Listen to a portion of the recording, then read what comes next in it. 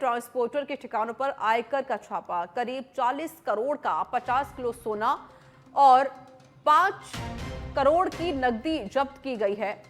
अब तक की कार्रवाई में 100 करोड़ से ज्यादा घोषित आय के मिले हैं दस्तावेज। उदयपुर में संयुक्त निदेशक एडमिशन JS राव के नेतृत्व में कार्रवाई चल रही है। ट्रांसपोर्ट और उसके सहयोगियों के महाराष्ट्र, गुजरात में भी 23 ठिकानों पर छापेमारी कार्रवाई हुई है। ज्यादातर स्थानों पर देर रात या कल सवेरे तक पूरी होगी छापेमार कार्रवाई। उदयपुर से बड़ी जानकारी आपको दे रहे हैं। 50 किलो सोना और 5 करोड़ की नकदी बरामद की गई है। मुख्य न्यायाधीश MM श्रीवास्तव आज राजस्थान हाईकोर्ट के सेवानिवृत्त जजों से मिलने पहुंचे, जहां मुख्य न्यायाधीश श्रीवास्तव ने करीब 2 घंटे से भी अधिक समय तक पूर्व न्यायाधीशों के साथ बिताया और उनके साथ अपने अनुभव साझा किए। लंबे समय बाद सेवानिवृत्त हाईकोर्ट जजों के कार्यक्रम में कोई मुख्य न्यायाधीश इतने समय तक मौजूद रहे। मौका था एसोसिएशन ऑफ रिटायर्ड जज of supreme court and high court के राजस्थान चैप्टर की ओर से आयोजित स्नेह मिलन समारोह का। शहर के निजी रेस्टोरेंट में आयोजित हुए इस समारोह में राजस्थान हाईकोर्ट के sitting justice Pankaj Bhandari, justice Sudesh Bansal, justice Anil Upman, justice NS Dhadda, justice Umashankar Vyas, justice Vinod Bharwani भी अपनी पत्नियों के साथ मौजूद रहे।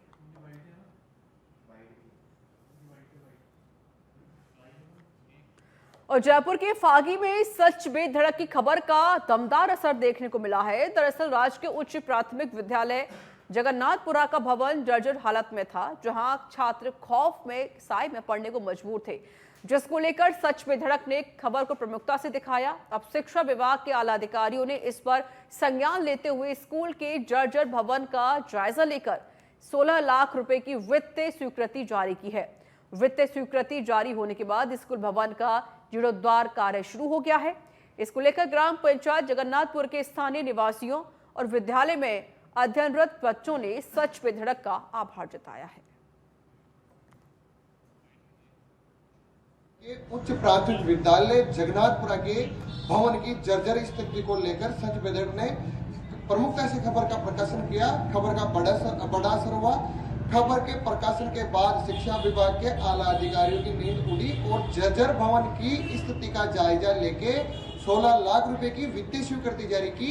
वित्तीय स्वीकृति जारी करने के बाद अब विद्यालय की जर्जर स्थिति का मौका मुआयना हुआ है और विद्यालय के भवन की भी जीर्ण स्थिति का जीर्णोद्धार शुरू हो गया है। ऐसे में अब ग्रामीण सच बेधड़क का आभार व्यक्त करते हैं, धन्यवाद व्यक्त करते हैं। अब बच्चों को शिक्षा के नए आयाम भी मिलेंगे और बच्चे एक अच्छे भवन में भी अध्ययन। मुख्यमंत्री के निर्देश पर जयपुर शहर में चला ऑपरेशन कवच 4.0 संपन्न। परिवहन सचिव सुश्री त्यागी के निर्देशन में ये अभियान चला। 3 दिन चले इस अभियान में नियम विरुद्ध चल रहे 1200 वाहनों को रोका गया। 600 से अधिक वाहनों को समझाइश कर छोड़ा गया। 600 वाहनों के चालान बनाए गए। 45 लाख से अधिक के राजस्व का अनुमान लगभग 29 लाख की राशि CF के रूप में प्राप्त हुई है। 200 से अधिक वाहनों को सीज किया गया है। RTO जयपुर प्रथम राजेंद्र सिंह शेखावत के सुपरविजन में अभियान चला है। सिंचाई विभाग के रिटायर्ड बेलदार जग्गू राम की 50 लाख रुपए का भुगतान न करने पर कोर्ट के आदेश पर हनुमानगढ़ के सिंचाई विभाग के मुख्य अभियंता का कार्यालय सीज कर दिया गया है। श्री गंगानगर के औद्योगिक न्यायाधिकरण एवं श्रम न्यायालय के आदेश पर कोर्ट के नजीर ने कार्यालय को सीज कर दिया। इससे कई जिलों के किसान परेशान हो रहे हैं। किसानों का कहना है कि इंदिरा गांधी नहर और बाखड़ा गंग नहर, सिद्धमुख आदि नहरों का रेगुलेशन इसी कार्यालय से तय होता है और मुख्य अभियंता असीम मार्कंडे के रिटायरमेंट के दिन ही कोर्ट ने कार्यालय का सीज कर दिया। किसानों का कहना है कि अब मुख्य अभियंता रिटायर्ड हो चुके हैं और पता नहीं कि विभाग कब रिटायर्ड बेलदार को भुगतान करेगा, जिसके बाद ही कार्यालय का ताला खुलेगा। जोधपुर के शास्त्री नगर थाना क्षेत्र में एक गंभीर घटना सामने आई है, जहां अज्ञात व्यक्ति ने एक रेस्टोरेंट मालिक पर जानलेवा हमला कर दिया। घटना में मनोहर नामक व्यक्ति की कार से एक्सीडेंट कर गाड़ी उनके पैरों के ऊपर से निकाल दी गई। घायल मनोहर को तुरंत मथुरादास अस्पताल में पहुंचाया गया, जहां उनका इलाज जारी है। पुलिस ने शिकायत पर मामला दर्ज कर लिया है और घटना से संबंधित सीसीटीवी फुटेज के आधार पर बदमाशों की तलाश शुरू कर दी गई है। चित्तौड़गढ़ की बेगू से खबर है, जहां पारसोली पुलिस ने कार्रवाई की है। अंतरिम जमानत से फरार आरोपी को गिरफ्तार किया गया। CCTNC के फोटो मैच ऐप की सहायता से गिरफ्तार किया गया है।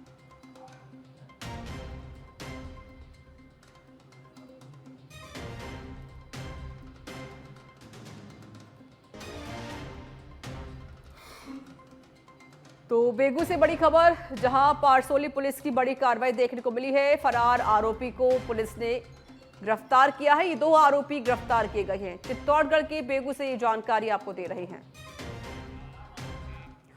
और श्री गंगानगर के श्रीकरणपुर से बड़ी खबर है। बॉर्डर इलाके में एक बार फिर से करोड़ों रुपए की हेरोइन बरामद की गई है। एक संदिग्ध पैकेट में बंद 2 किलो 100 ग्राम हेरोइन बरामद की गई है। मुखबिर की सूचना पर बीएसएफ की जी ब्रांच ने कार्रवाई की। पाकिस्तान से आए ड्रोन से हेरोइन को गिराए जाने का अंदेशा है। भारत पाक श्रीकरणपुर बॉर्डर क्षेत्र से में चलाया जा रहा है सर्च अभियान। बड़ी खबर आपको दे रहे हैं श्रीकरणपुर से। एक बार फिर से करोड़ों रुपए की हेरोइन बरामद की है। एक संदिग्ध पैकेट पे बंद 2 किलो 100 ग्राम हेरोइन बरामद की गई है। बाड़मेर के सेंट पॉल स्कूल के एनुअल प्रोग्राम में इनविटेशन कार्ड को लेकर विवाद खड़ा हो गया। परिजनों का आरोप है कि इनविटेशन कार्ड देने से पहले स्टूडेंट से पूछा गया कि उनके माता पिता डॉक्टर, इंजीनियर या अधिकारी हैं, उन्हें वीआईपी कार्ड मिलेगा। स्कूल पहुंचे परिजनों ने हंगामा किया। परिजनों का कहना था कि कार्यक्रम में बच्चों और उनके पेरेंट्स के साथ भेदभाव किया जा रहा है। सामान्य परिवार वाले बच्चों को नॉर्मल कार्ड दिया जा रहा है। मसला ये है कि आज स्कूल में एनुअल डे है, एनुअल फंक्शन है और 3 दिन पहले एनुअल फंक्शंस के कार्ड डिस्ट्रीब्यूट किए गए हैं। बच्चों की क्लास में जाकर उनकी क्लास टीचर ये कहते हैं कि जिन बच्चों के पेरेंट्स डॉक्टर, इंजीनियर या ऑफिसर्स हैं, वो लोग आइए आगे और हमसे वीआईपी कार्ड लेके जाइए, और बाकी जो नॉर्मल पेरेंट्स हैं वो उनको नॉर्मल कार्ड जाएगा। तो आप बच्चों के माइंड में इतनी ह्यूमिलिटी भर रहे हैं, आप बच्चे घर आके कॉम्प्लेक्स फील कर रहे हैं, बच्चे आके पेरेंट्स से ये बोल रहे हैं कि आप डॉक्टर क्यों नहीं हो, आप इंजीनियर क्यों नहीं हो, हमें भी वीआईपी कार्ड मिलता। आज बच्चों के लिए पेरेंट्स उनके आइडियल हैं, उनके फादर उनके लिए हीरो हैं। आपने तो उनकी नज़र में हमें नीचे गिरा दिया। वो हमें ही अब कुछ नहीं समझेंगे क्योंकि उनको वो कॉम्प्लेक्स आ गया कि हमारे फादर डॉक्टर नहीं। और श्री माधोपुर से खबर है, जहां जाजो थाना पुलिस ने कार्रवाई की है। बता दें कि ढालियावास में फायरिंग करने के आरोपियों को गिरफ्तार किया गया। आरोपियों ने रामावतार पर दिन दहाड़े फायरिंग की थी। आरोपियों से पुलिस ने 3 देसी पिस्टल और 3 जिंदा कारतूस भी बरामद किए हैं। थानाधिकारी राम सिंह के नेतृत्व में कार्रवाई हुई है। पुलिस गिरफ्तार आरोपियों से पूछताछ कर रही है।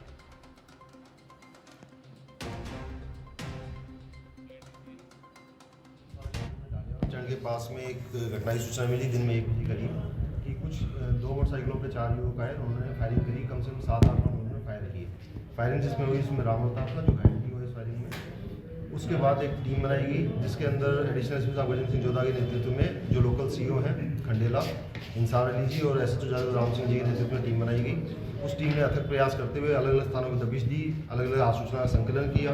इस टीम के अंदर राकेश कुमार कांस्टेबल, नरेश कुमार कांस्टेबल जो जाजौली के हैं और सुभाष चंद्र कांस्टेबल जो डीएसटी टीम के, इनकी विशेष भूमिका रही। इन्होंने कार्रवाई करते हुए 4 अभियुक्तों को गिरफ्तार किया। इनके पास से 3 अवैध हथियार और 3 जिंदा कारतूस इन्होंने इनसे बरामद किए। आपस में इनकी आपस में पहले जान पहचान थी। एक तो कुछ कमेंट्स वमेंट्स से आपस में एक दूसरे को करते रहते, उसी रजिस्टर। पोखरण से बड़ी खबर है, जैसलमेर रोड स्थित जुबली पेट्रोल पंप की छत से गिरने से श्रमिक घायल हो गया। करीब 30 फीट की ऊंचाई से गिरने से श्रमिक घायल हुआ है। घायल श्रमिक को लेकर आए हैं पोखरण के जिला अस्पताल। घायल श्रमिक की गंभीर अवस्था को देखते हुए चिकित्सकों ने जोधपुर रेफर किया। सूचना के बाद पोखरण पुलिस पहुंची है मौके पर। पूरे मामले की जानकारी लेकर कार्रवाई भी शुरू की गई है। फिलहाल घायल का अस्पताल में इलाज जारी है।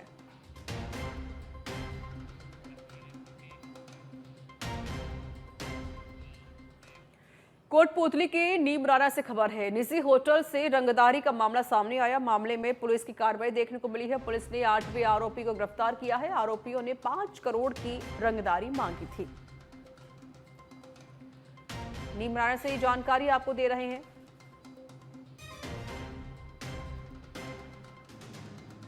लेकिन हिंडोली से बड़ी खबर आपको बता देते हैं, जहां डायन बताकर महिला को गर्म सलाखों से दागने का मामला है। अंधविश्वास से जुड़ा ये पूरा मामला है। मामले में हिंडोली पुलिस ने कार्रवाई की है।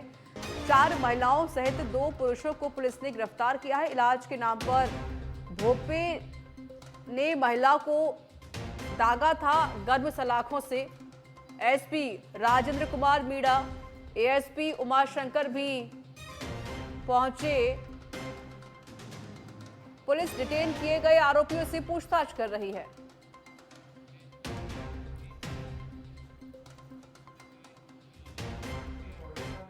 और मांगलियावास से लेकर बांदूकला स्टेट हाईवे 102 के सड़क निर्माण कार्य आबादी क्षेत्र को छोड़कर लगभग पूरा होने को आया है।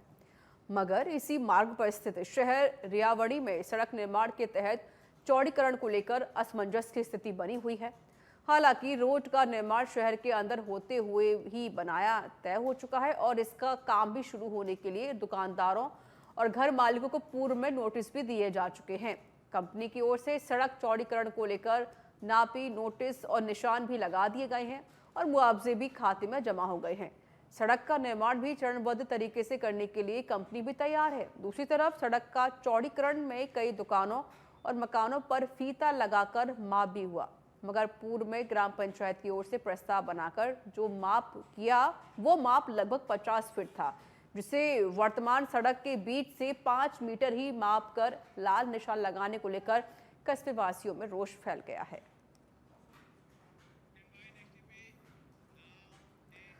बारा के सदर थाना क्षेत्र के बामली गांव निवासी एक युवक को सोशल मीडिया पर धारदार हथियारों का प्रदर्शन करना भारी पड़ गया। इटावा पुलिस ने बार बार मिल रही शिकायतों के बाद आरोपी युवक को गिरफ्तार कर लिया। पुलिस ने आरोपी को फतेहपुर रोड नहर के पास से धर दबोचा।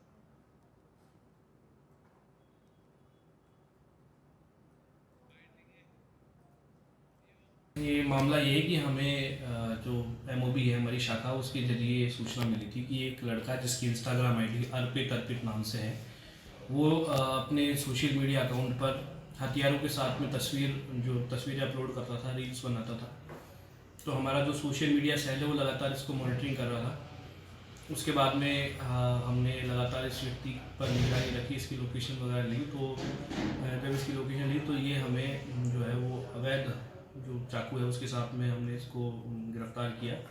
ये चाकू साथ में रखकर घूम रहा था और फिर बाद में इसका सोशल मीडिया जब हमने अकाउंट चेक किया, उस अकाउंट पर इसने कई सारे, एक इंस्टाग्राम अकाउंट पर कई सारे अपने सब अकाउंट्स बना रखे थे और उन अकाउंट्स पे ये अलग अलग स्लोगन्स डालता था, जिससे ज़्यादा जो यूथ है वो इससे इन्फ्लुएंस हो, इसके प्रभाव में आए और इस तरह से युवाओं को पथभ्रष्ट करने का काम कर रहा था। तो हमारी सोशल मीडिया सेल के जरिए हमने इस पर निगरानी रखी और इसको अवैध जो चाकू है वो इसके कब्जे में था, वो रखकर ये घूम रहा था और उसको हमने अरेस्ट किया। ये इसका नाम प्रशांत मेघवाल है, उम्र 21 वर्ष है और बगली थाना। भारतीय संस्कृति, परंपरा और समृद्धि के प्रचार प्रसार के उद्देश्य से देश के 108 शहरों और गांवों में निकाली जा रही भारत सनातन सम्मान यात्रा अयोध्या से प्रारंभ होकर शनिवार को गुलाबी नगरी पहुंची। वृंदावन के श्री आनंदम धाम आश्रम के संस्थापक, अंतर्राष्ट्रीय आध्यात्मिक गुरु और प्रखर वक्ता सदगुरु रितेश्वर जी महाराज के पावन सानिध्य में हुए इस समारोह के दौरान सनातन विश्वविद्यालय की स्थापना, प्राचीन ज्ञान और आधुनिक शिक्षा को जोड़ने के मिशन की घोषणा की गई है। कार्यक्रम में यूडीएच मंत्री झावर सिंह खर्रा, आरएएस अधिकारी पंकज ओझा समेत कई लोग मौजूद रहे।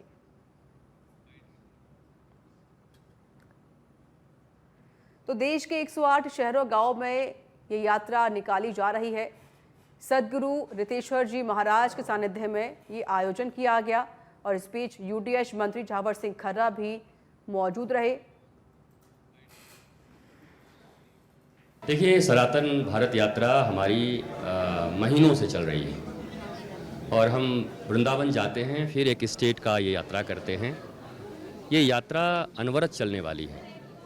हमारा जीवन काल जब तक है, जीवन भी एक यात्रा है, तो सनातन का उद्भव हो, सनातन के वास्तविक अर्थ को लोग पहचानें, सनातन केवल झंडे डंडे तक न सिमट जाए, बल्कि सनातन के पीछे छिपा हुआ वो दिव्य ज्ञान हम भारतीयों को और सनातनियों को मिले, जिससे हम आनंदित, शांत, आह्लादित होकर विश्व गुरुता के पथ पर पुनः बढ़ सकें।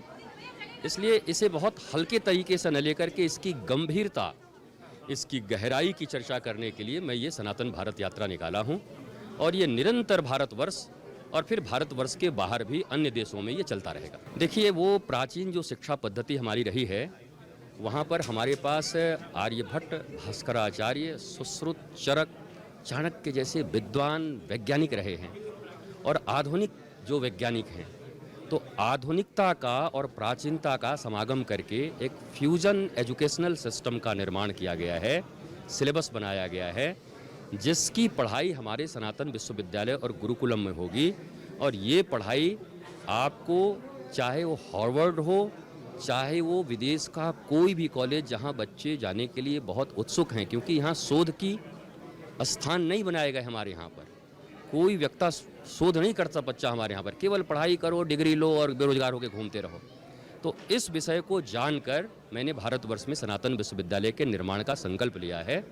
और ये संकल्प बहुत विराट संकल्प है, और भारतवर्ष ही नहीं, पूरी दुनिया के लिए सबसे बड़ा विश्वविद्यालय होगा। इसके निर्माण का प्रारंभ हमने कर दिया है, गिलहरी की तरह। भगवत कृपा से ये पूर्ण हो जाएगा।